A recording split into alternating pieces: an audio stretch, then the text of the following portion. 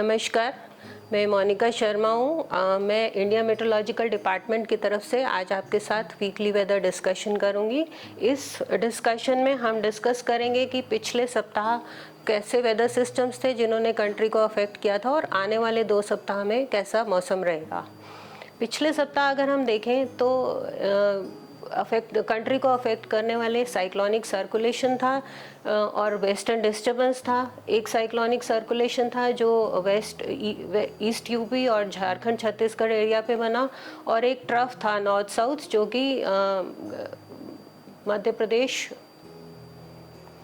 प्रदेश से केरला रीजन तक एक्सटेंड कर रहा था, नॉर्थ साउथ। इन सिस्टम्स के इन्फ्लुएंस में अगर हम देखते हैं कि वेदर कैसा रहा था, तो इस वीक के बिगनिंग में हीट वेव कंडीशंस ऑब्जर्व की गई थी कुछ पार्ट्स में, जैसे कि राजस्थान में, पंजाब, चंडीगढ़, हरियाणा में, और उत्तर प्रदेश के कुछ हिस्सों में, झारखंड में, वेस्ट बंगाल में, छत्तीसगढ़ में, और moderate to heavy rainfall observe की गई थी जब वेस्टर्न डिस्टर्बेंस और साइक्लोनिक सर्कुलेशंस का इम्पैक्ट आ गया था।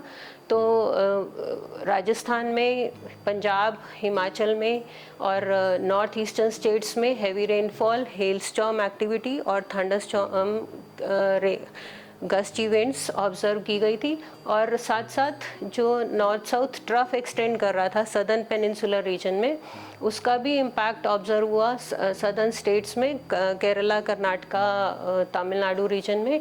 यहाँ पे भी हैवी रेनफॉल ऑब्जर्व की गई कुछ दिनों में, और हेल स्टॉर्म और गस्ट इवेंट्स एक्सपीरियंस की गई। ये हम देखते हैं कि वीकली रेनफॉल डिपार्चर कैसा रहा था। तो जो ये रेड कलर्ड जोन्स हैं, ये इंडिकेट करते हैं कि इन एरियाज़ में लास्ट वीक में 18 से 24 मई तक नॉर्मल से रेनफॉल कम रही थी। और जो ग्रीन एरियाज़ हैं जैसे कि Orissa, Andhra Pradesh, Gangetic West Bengal, Bihar, Jammu and Kashmir region, यहाँ पे नॉर्मल रेनफॉल दर्ज की गई थी।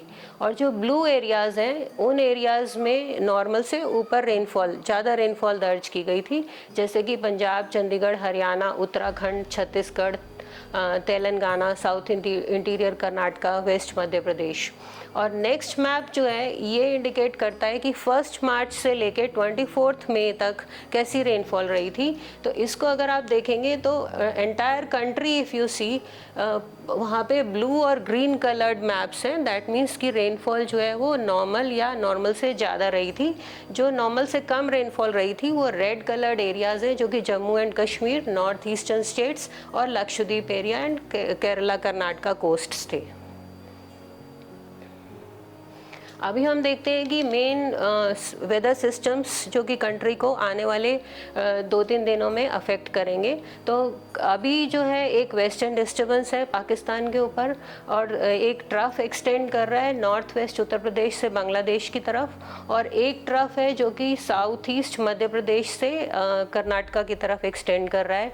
इन सिस्टम्स के इन्फ्लुएंस में हम एक्सपेक्ट कर रहे हैं कि मॉडरेट टू हैवी रेनफॉल और हेल स्टॉर्म, थंडरस्टॉर्म, इस तरीके की एक्टिविटीज़ ऑब्जर्व की जाएंगी। और ये एक्टिविटी जो पीक होगा वो 25 मई को होगा। 25 मई के लिए ऑरेंज कलर्ड वार्निंग्स इशू की गई हैं। लोगों को सलाह दी जाती है कि उनको अलर्ट रहना है, सभी वार्निंग्स को ध्यान से देखना है, और जब कभी एडवर्स वेदर होता है तो अपने घर में रहना है, सेफ प्लेसेस में रहना है। और जब थंडरस्टॉर्म, हेल स्टॉर्म, इस तरीके की एक्टिविटीज़ से देयर में भी डैमेज टू हॉर्टिकल्चर को, क्रॉप को, और लूज स्ट्रक्चर्स फ्लाई कर सकते हैं। इन सब चीज़ों से अपने आप को बचाना है और इंडोर्स रहना है। उसके आगे वाले, जब आप आगे वाले दिन देखेंगे 27, 28, 29 को, धीरे धीरे जो एडवर्स वेदर सिचुएशंस हैं वो इम्प्रूव होती जाएंगी। इसलिए मौसम विभाग ने येलो कलर्ड वार्निंग्स इशू किए हुए हैं north west parts of the country, और सेंट्रल इंडिया के लिए, और उड़ीसा रीजन के लिए, और सदर्न पेनिनसुलर रीजन के लिए। ये हम देखते हैं कि मॉनसून का जो नॉर्दर्न लिमिट ऑफ मॉनसून है वो कैसी सिचुएशन है। अभी करंटली जो ब्लू लाइन है वो इंडिकेट कर रही है कि नॉर्दर्न लिमिट मॉनसून की जो ट्रफ है वो कैसे एक्सटेंड कर रहा है, और जो रेड लाइंस हैं वो नॉर्मल लाइंस हैं।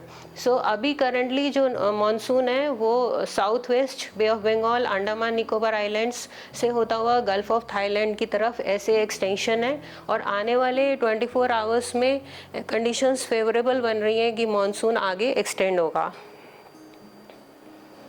अभी हम देखते हैं कि रेनफॉल की स्थिति कैसी रहेगी आने वाले 2 सप्ताह में। तो ये भारत मौसम विज्ञान विभाग का एक्सटेंडेड रेंज फोरकास्ट मॉडल की तरफ से गाइडेंस है। तो बेस्ड ऑन दिस अगर आप देखते हैं कि फर्स्ट मैप क्या इंडिकेट करता है कि जो नॉर्थ वेस्ट स्टेट्स हैं, Jammu Kashmir, Punjab, Haryana, Himachal, Uttarakhand, then north eastern states, इन सभी स्टेट्स में रेनफॉल इंडिकेट कर रहा है, और सदर्न पेनिनसुलर रीजन में कर्नाटका, केरला, देन तमिलनाडु रीजन में भी रेनफॉल इंडिकेट कर रहा है। लेकिन अगर हम कंपेयर करें नॉर्मल के साथ में तो north west parts of the country में नॉर्मल से ज़्यादा रेनफॉल दर्ज की जाएगी आने वाले सप्ताह में। लेकिन वीक 2 में अगर हम देखें तो रेनफॉल जो इंडिकेट कर रहा है ये सिर्फ नॉर्थ ईस्टर्न स्टेट्स में इंडिकेट कर रहा है। लेकिन अगर हम कंपेयर करते हैं नॉर्मल के साथ तो ये नॉर्मल से कम है। सिमिलरली अगर हम देखते हैं कि टेम्परेचर्स आने वाले 2 सप्ताह में टेम्परेचर कैसे रहेंगे, तो फर्स्ट वीक में कंट्री एज अ होल अगर हम देखें तो about 38 to 40 degree Celsius temperatures रहेंगे। और अगर हम नॉर्मल के साथ इन टेम्परेचर्स को कंपेयर करेंगे तो पूरे कंट्री में ही टेम्परेचर्स बिलो नॉर्मल रहने की आशंका है। लेकिन वीक 2 में ग्रेजुअली टेम्परेचर्स इंक्रीज कर जाएंगे, अबाउट 41 to 43 डिग्री सेल्सियस तक पहुँच जाएंगे। और अगर हम नॉर्मल के साथ कंपेयर करेंगे तो वीक 2 में भी most parts of the country में टेम्परेचर्स जो हैं वो बिलो नॉर्मल हैं। लेकिन इन स्टेट्स में Odisha, Gangetic west Bengal, north eastern states, इनमें टेम्परेचर्स नॉर्मल से ज़्यादा रहने की संभावना है। ये मिनिमम टेम्परेचर्स का ग्राफ है। मिनिमम टेम्परेचर्स जो हैं वो वीक 1 में 26 to 28 डिग्री सेल्सियस के करीब रहने की संभावना है। और अगर हम नॉर्मल के साथ कंपेयर करेंगे तो मिनिमम टेम्परेचर्स भी नॉर्मल से कम रहने की संभावना है। और ग्रेजुअली जब वीक 2 में जाएंगे तो टेम्परेचर्स, मिनिमम टेम्परेचर्स भी राइज हो जाएंगे। और नॉर्मल से कंपेयर करेंगे तो भी country as a whole normal से कम है टेम्परेचर्स। लेकिन कुछ स्टेट्स में जैसे कि कोस्टल महाराष्ट्र है, कर्नाटका है, और इधर से बिहार है, इन स्टेट्स में नॉर्मल से ज़्यादा टेम्परेचर्स एक्सपेक्ट किए जा रहे हैं। ये हम बात करते हैं कि साइक्लोजेनेसिस। तो करंट कंडीशंस ऐसे इंडिकेट कर रही हैं कि 29 मई के आसपास हमारा एक साइक्लोनिक सर्कुलेशन डेवलप होगा north Andaman Sea and adjoining east central Bay of Bengal और गल्फ ऑफ मर्टाबान एरिया। इस एरिया में हम एक साइक्लोनिक सर्कुलेशन एक्सपेक्ट कर रहे हैं जो कि धीरे धीरे 1 और 2 जून के आसपास एक डिप्रेशन के रूप में इंटेंसिफाई हो जाएगा। और ये डिप्रेशन जो है वो म्यांमार कंट्री को अफेक्ट करेगा। इसलिए हमने इस एरिया के लिए लो प्रोबेबिलिटी दर्ज की है। Thank you.